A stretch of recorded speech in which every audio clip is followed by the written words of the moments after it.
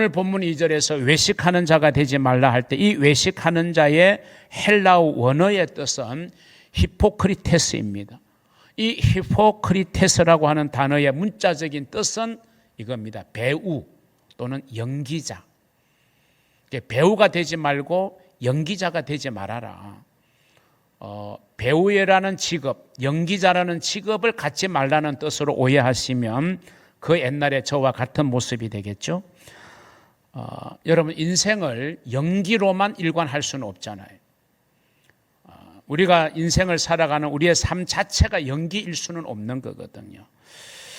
우리가 명배우라는 표현을 쓸 때는 어떤 역할이 주어져도 그 역할을 다 소화해낼 수 있는, 어떻게 보면 막 1000개의 얼굴을 가진 사람 마냥, 1000개의 캐릭터를 가지고 있는 사람 마냥 어떤 역할을 맡겨도 그 역할에 충실하게 연기를 잘하는 사람, 그게 바로 명배우고 명연기자가 됩니다. 천사로 나오기도 해요. 그런데 어떤 때는 정말 악한 사람으로 나옵니다. 그런데 똑같은 사람인데 악역을 할 때는 정말 막 얼굴이 악해 보이는데 또 선한 역할을 할 때는 그렇게 악해 보였던 얼굴이 선해 보일 수가 없어요. 그게 바로 연기죠. 그게 바로 연기하는 겁니다. 거지의 역할을 할 수도 있지만 재벌 회장의 역할을 할 수도 있는 거예요. 때로는 막 두뇌가 명석한 천재의 역할도 하지만 말도 어둔하게 하고 행동도 어둔하게 하는 정말 바보스러운 연기를 하기도 합니다. 어떤 역할이 주어지든지 간에 그 역할을 잘 할 수 있는 배우를 우리는 명배우라고 이야기하는 거죠. 그 모습은 배우, 연기자 자신의 본래의 모습은 아니죠. 각본을 따라서 자기를 꾸민 겁니다. 꾸며진 모습이에요. 분장도 꾸미고 말투도 연습하고 행동 거지도 연습해서 자기가 감당해야 되는 그 역할에 충실하게 꾸며낸 각본에 따라서 잘 짜여진 모습을 연기하는 겁니다. 이게 히포크리테스입니다. 우리가 외국에 가서 여행을 일주일이나 10일 하면서 이런저런 음식을 맛봅니다. 그런데 이제 귀국 비행기를 탔어요. 그럼 가장 이제 한국에 도착하면 먹고 싶은 음식이에요. 막 희양찬란한 음식이 아니에요. 우리가 어릴 때부터 평소에 많이 먹었던 음식, 김치찌개, 된장찌개 또는 휴게소에서 파는 그 얼큰한 라면, 이걸 다 생각하고 그걸 다 찾게 되거든요. 예, 저 같은 경우는 그렇다 이거예요.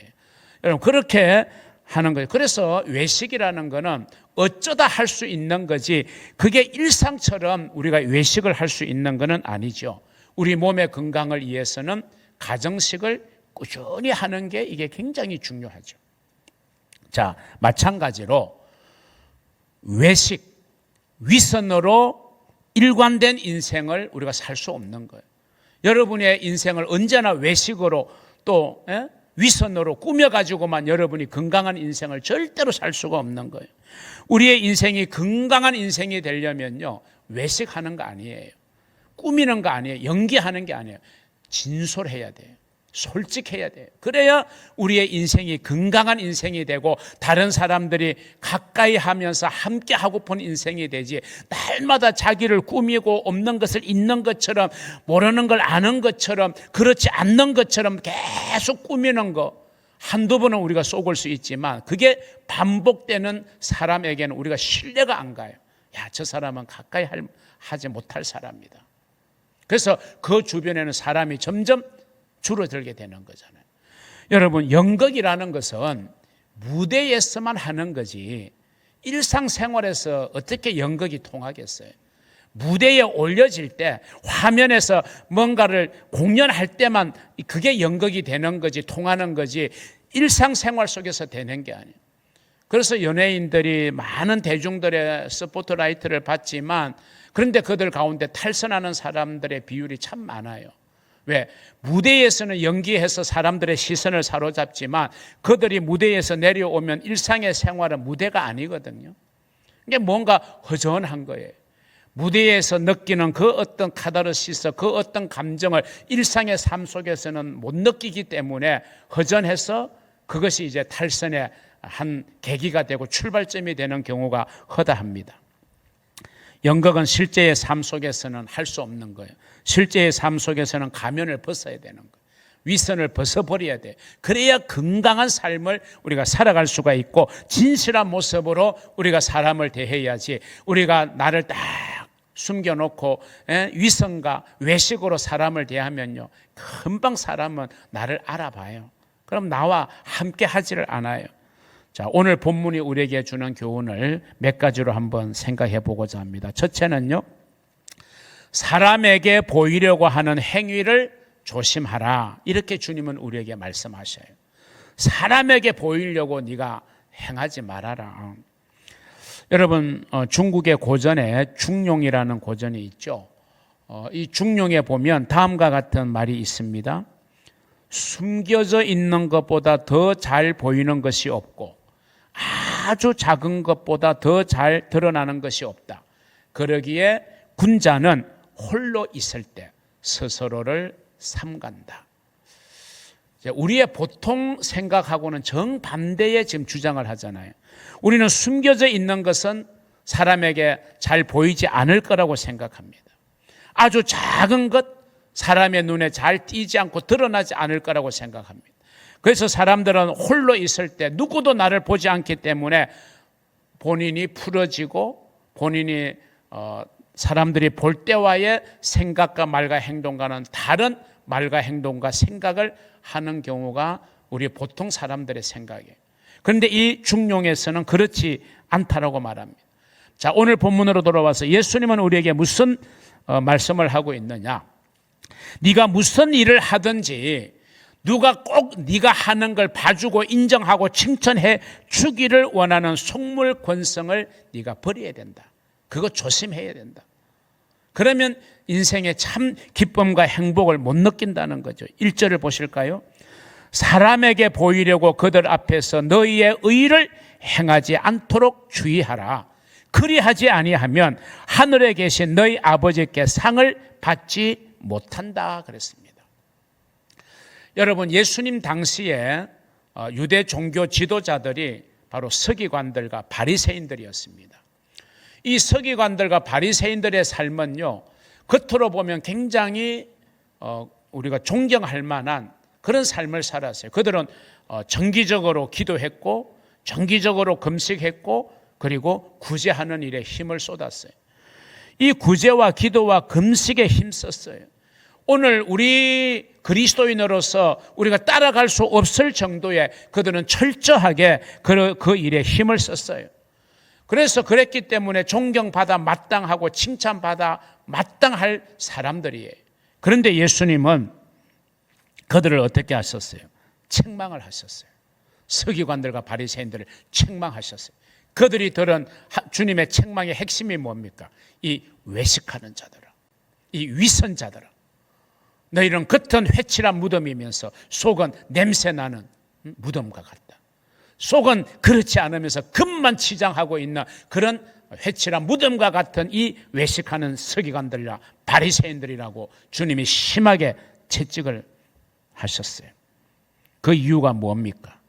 바로 그들은 사람에게 보이려고 했기 때문에, 사람에게 보이려고 선행을 했기 때문에 사람의 중심을 감찰하시는 주님의 눈으로 볼 때 그들이 거룩해 보이려고 하는 그들의 연기에, 그들의 위선에 주님은 속지 않으시는 겁니다. 사람은 외모를 보고 판단할 수 있겠지만 나 여호와는 너의 중심을 보는, 너의 속을 보느니라. 여러분, 우리는 거룩해야 됩니다. 하나님이 거룩하니 너희도 거룩하라. 하늘에 계신 너희 아버지의 온전하심과 같이 너희도 온전하라. 그런데 이 거룩이라는 건요, 연기하는 신앙이 아니에요. 나는 전혀 내 생활 패턴은 거룩하지 않은데 내가 사람들 앞에서만 거룩해 보이려고 나는 거룩한 사람이야 라고 연기하는 신앙, 이건 굉장히 피곤한 신앙이에요. 오래 가지 못합니다. 남들을 의식하고 자신이 아닌 다른 사람들을 흉내내는 거 굉장히 억지스러운 일이기 때문에 그런 삶은 쉽게 지쳐버리고 마는 것입니다. 여러분, 거룩은 거칠애가 아닌 속 사람의 성품이 되어야 이 거룩함이 자연스러운 거예요. 그럴 때 그 거룩함을 향한 우리의 삶이 더 이상 우리에게 짐이 아니라 힘이 되는 것입니다. 사람에게 보이려고 하기보다는 우리의 중심을 보시는 하나님께 인정받는 것이 그게 진짜 좋은 성도입니다. 여러분의 선행, 여러분의 의가 사람에게 보이기 위해서 꾸며지고 보여지려고 하는 그런 가장되어진 위선과 외식에서 출발하는 그런 선행이 아니라 정말 여러분의 속을 감찰하시는 하나님께 인정받는 그런 선행을 행할 수 있는 좋은 성도 되시기를 우리 주님의 이름으로 축원합니다. 두 번째 주시는 교훈이 있습니다. 사람에게서 영광을 얻으려고 부는 나팔을 조심해야 된다라고 하는 겁니다. 여러분, 사람에게서 영광을 얻으려고 부는 나팔, 나팔 부지 말라는 거죠. 네가 네 스스로를 막 자랑하지 말라는 거예요. 여러분, 그런데 직업 중에는 자기를 드러내어야 하는 직업이 참 많아요. 특별히 여러분, 물건을 파는 사람들, 또 요즘 홈쇼핑에서 물건을 구매하는 사람들이 참 많잖아요. 그 사람들이 뭡니까? 홈쇼핑에서 물건을 파는 그 사람을 우리는 쇼 호스트라 그래요. 쇼 호스트 중에는 정말 사람에게 설득력 있게 해서 막 매상을 많이 올려가지고 정말 잘 나가는 쇼 호스트들의 연봉은요, 이게 상상 초월할 정도의 연봉을 받는 쇼 호스트들이 많아요. 그만큼 모든 수단을 동원해서 내가 지금 소비자에게 팔고자 하는 그 물건에 대해서 막 여러 가지의 나팔을 막 불어대는 거죠. 그걸 우리는 흔히 말하는 이제 광고라고 말하는 거예요. 이게 광고를 해야 드러내어야 하는 그런 직업이 있습니다. 그래서 그 광고를 통해서 어떤 분야의 물건, 그러면 그냥 딱 그 제품이 생각나게 해야 되는 거예요. 자, 삼성을 한번 생각해 볼게요. 좋은 점과 긍정과 부정적인 요소를 같이 소개할게요. 우리가 보통 이제 핸드폰은 다 가지고 있어요. 핸드폰 그러면 물론 뭐 삼성도 있고 LG도 있고 또 외국의 아이폰도 있고 뭐 여러 가지 종류가 있죠. 노키아도 한국에는 뭐 거의 없지만 외국 같은 데 가보면 이제 중국산 노키아도 있고요. 자, 그런데 우리가 대부분 그냥 핸드폰 그러면 얼른 떠올리는 게 삼성 갤럭시 폰이에요. LG에게는 굉장히 제가 죄송하게 생각을 합니다. 그런데 뭐 TV는 또 LG TV가 또 굉장히 또 인기가 있잖아요. 화질이 좋기로 삼성보다 더 좋다고 하니까 저는 지금 이 설교의 이해를 돕기 위해서 하는 말이에요. 여러분, 옛날에 우리가 조미료라는 걸 많이 썼습니다. 여러분, 조미료 하면 어떤 제품이 생각나죠? 미원입니다. 여러분, 상점에 갔어요. 그 당시에는 뭐 구멍 가게라고 했죠. 마을 어귀에 있는 그 가게에서 하나씩 이제 사오게 만들었거든요. 저도 가서 심부름 할 때 가면 조미료 주세요 이렇게 말하죠. 그냥 미원 주세요 그래요. 그런데 이제 그걸 미원의 신화에 도전하는 기업이 삼성이었어요. 그래서 삼성에서 어떤 제품을 만들었냐 하면 미풍이라는 걸 만들었어요. 그런데 미원을 못 이겼어요. 그래서 삼성이 손을 대면 다 정복하는데 유일하게 삼성이 손을 못 대고 손들고 실패해서 빠져나온 제품이 그 조미료예요. 왜냐하면 소비자 인식 속에 조미료 그러면 그 당시에는 그냥 미원이었어요.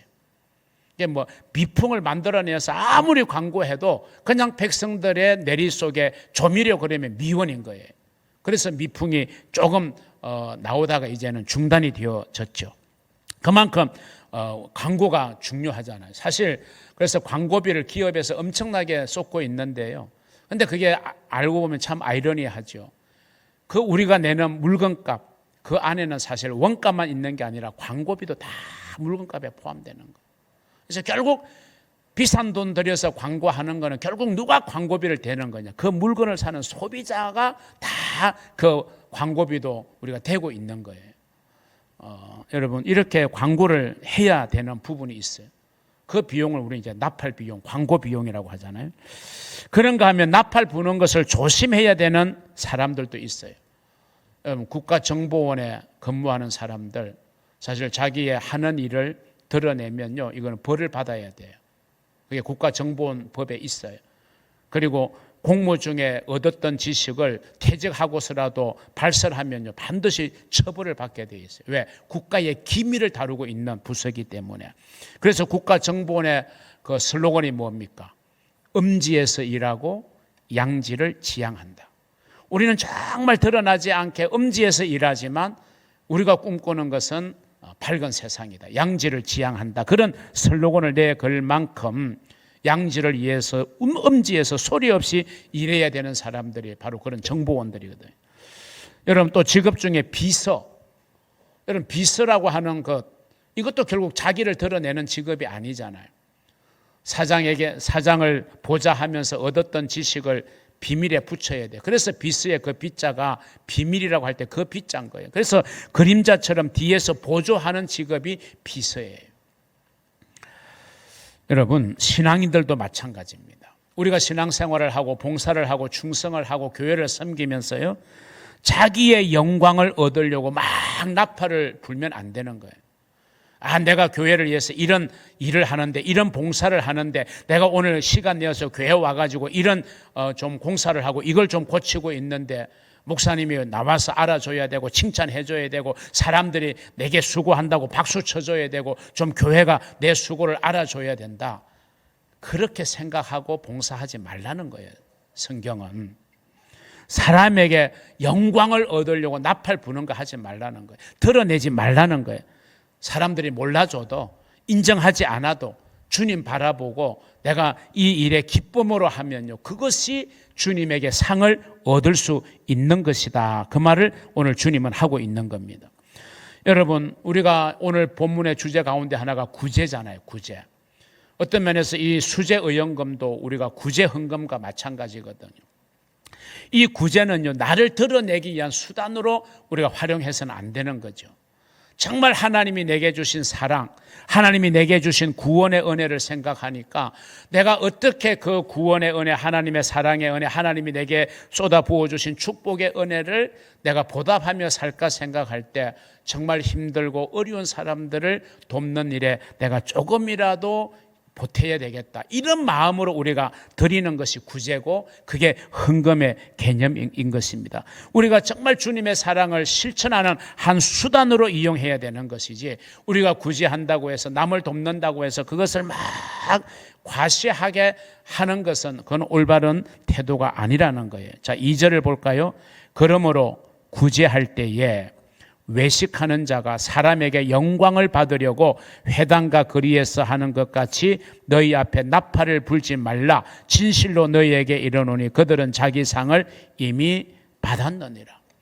우리가 선행을 하고 구제를 하고 봉사를 하고 헌신을 하고 좋은 일을 하고 교회를 섬길 때 자기 자신을 드러내기 위해서 나팔 불지 말라는 거예요. 막 광고하고 떠벌리지 말라는 거예요. 왜?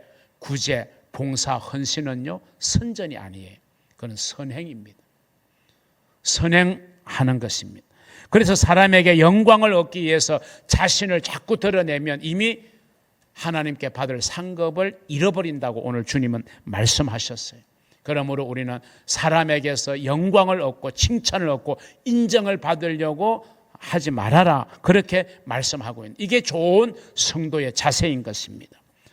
마지막 세 번째, 결론적으로 구제는 은밀하게 해야 한다, 이렇게 주님이 교훈하세요. 여러분 우리가 하는 거 연애, 사랑, 참 옛날에는 은밀함이 있었잖아요. 두 사람이 분명히 교제하는 것 같은데 잘 몰라요.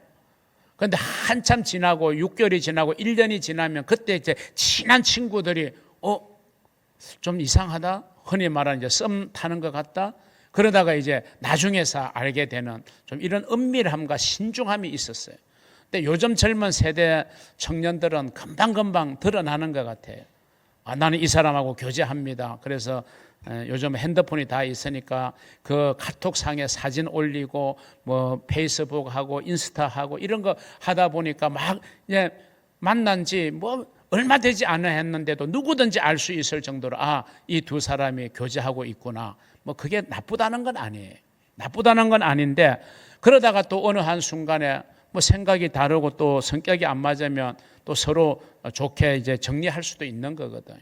그러면 또 정리한 것이 또 금방 그게 또 표가 나요. 인터넷 같은데 그 핸드폰이나 페이스북이나 인스타를 보면요, 너무 그렇게 우리가 이제 드러내는 거죠. 사실 세상에 요즘 영화나 또 TV나 이런 장면에 보면 사랑하는 장면이 너무 무분별하게 이렇게 드러나고 있기 때문에 우리 자라나는 세대들에게는 더 이상 사랑이 신비스럽거나 그런 느낌이 아니라 천박하고 육체적인 것으로만 남게 되는 이런 부작용이 우리 기성세대의 잘못으로 이제 오게 되는 거죠. 우리 오늘 선행도 마찬가지예요. 우리가 착한 일, 구제하는 일을 너무 드러내놓고 한다면요, 그것은 사람에게 볼 때는 생색이나 거칠애로 보일 수 있는 거예요. 이게 외식하는 거죠. 구제도 은밀함이 따를 때 그 구제가 참 순수하고 아름다운 거죠. 우리가 남을 돕는 것도요, 정말 보이지 않는 도움, 헌신이 정말 아름답고 순수해 보이잖아요. 우리 전주에 무명의 그 천사가 있잖아요. 연말이 되면 꼭 동사무소에 그에게 돈을 놓고 가는, 전국적으로 알려져 있는 거잖아요. 얼마나 그 참 삶의 모습이 순수하고 아름답게 우리가 느껴집니까? 자, 오늘 본문 3절 4절을 한번 볼까요? 너는 구제할 때에 오른손이 하는 걸 왼손이 모르게 하여 내 구제함을 은밀하게 하라. 은밀한 중에 보시는 너희 아버지께서 갚으시리라. 어떻게 오른손이 하는 걸 왼손이 모를 수가 있겠어요? 이 말씀의 의미는 네가 그냥 의식하지 말고 의식하지 못할 정도로 구제하고 돕고 봉사하고 헌신하는 게 좀 자연스러워야 된다. 자연스러워야 된다. 여러분, 우리가 정말 하루를 살아가는데 우리가 호흡하는, 숨을 쉬는 거는 우리가 살아가는데 가장 필수적인 거잖아요. 여러분, 하루에 숨을 몇 번 쉬는지 세어보신 분 계세요? 샌다는 것 자체가 부자연스러운 거예요. 그냥 이 호흡한다는 것 자체가 그냥 너무 당연스럽게 자연스럽게 우리는 느껴지면서 살아가지, 야, 내가 이 호흡하는 게 중요한데 내가 도대체 1년에 하루에 몇 번을 호흡하는가 숨을 쉬는가, 이걸 셀 필요가 없는 거예요. 그냥 숨 쉬는 자체는 생명체를 가진 우리에게는 익숙하고 자연스러운 본능인 겁니다. 마찬가지로 예수의 사람이 되어 살아간 우리 성도들, 선행을 하고 구제를 하고 기도를 하고 이런 것들은 너무 우리가 자연스러운 본성이 되어야 돼요. 어떤 사람은 내가 좀 선행을 베풀어주고 또 도와주고 이런 이런 일들을 일일이 기억해가지고 그것을 대받아야 되겠다라고 생각하는 사람들은 참 피곤한 사람들이죠. 여러분, 우리가 기억할 필요가 없어요. 내가 도운 거, 내가 도운 사람, 도운 내용, 그냥 우리는 기억 안 해도 돼요. 도움받은 사람만 내가 도움받았다는 사실 기억하면 돼요. 그래야 내가 감사하는 마음으로 살아가야 되니까. 우리가 도울 수 있다는 건 감사하죠. 행복하게 생각하고 그냥 기억하지 않으면 돼요. 그러다가 가끔 한참이 지나서, 야, 그때 참 내가 고맙게 얻어먹었어, 이 말을 할 때 사실 몇 년이 흘러갔기 때문에 기억이 잘 어렴풋하게 안 나는데도 불구하고 그렇게 받은 사람은 기억해서 그때 너무 고마웠다, 이렇게 이야기를 우리가 들을 때가 있는 거잖아요. 여러분, 우리는 사람에게 기대하기보다는 하나님을 기대해야 돼요. 사람은 잊어버려야 돼요. 그런데 하나님은 우리의 작은 사소한 소자 하나에게 냉수 한 그릇 대접한 것도 하나님은 결단코 그 상을 잃지 않는다. 하나님은 다 기억하시고 갚아주시는 거예요. 은밀한 구제, 은밀한 기도, 은밀한 금식, 은밀한 수고와 봉사와 헌신, 하나님은 다 기억하고 계시는 좋은 하나님인 줄로 믿으시기를 바랍니다. 사랑하는 성도 여러분, 좋은 성도는 자기의 구제나 금식이나 기도를 드러내지 않고 은밀하게 행하여야 합니다. 사람에게 보이려고 하거나 사람에게서 인정과 칭찬과 영광을 얻으려고 해서는 안 됩니다. 좋은 성도는 외식하는 삶을 살아서는 안 돼요.